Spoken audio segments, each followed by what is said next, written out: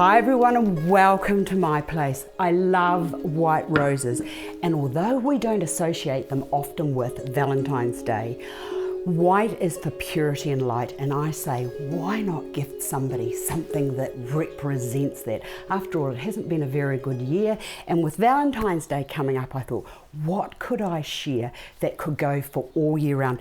Now, I love these little glass bowls with the bubble bowls with the artificial water and the beautiful creamy white roses. Look at that. Oh my goodness, they're just so gorgeous. I love them. Now, if you want to jazz it up just a bit, this is what I'm going to do for the love of my life, but it will depend on whether he is the love of my life the day that Valentine's Day rolls around. So what I've got here is I've got this beautiful little vintage heart, which I'm going to use, and I've also got just a few sprigs of eucalyptus, and all I'm going to do with those is just to take it up. You could probably put baby's breath into here if you wanted to.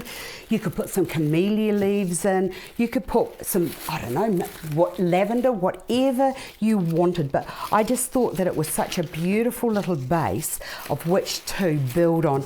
And the other thing is, you know, sometimes you just need a wee surprise just because you need a surprise. I think that these are gorgeous.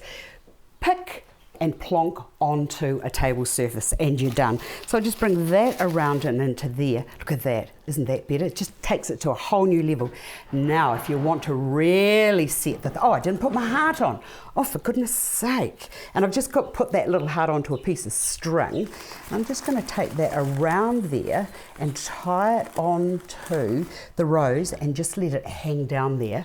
Get a tray, get your rose bowl, a lovely bottle of wine or champagne, 2 glasses, and sit that on the coffee table, and when the love of your life walks into your room, you can say, I love you. See you again another day. Bye for now.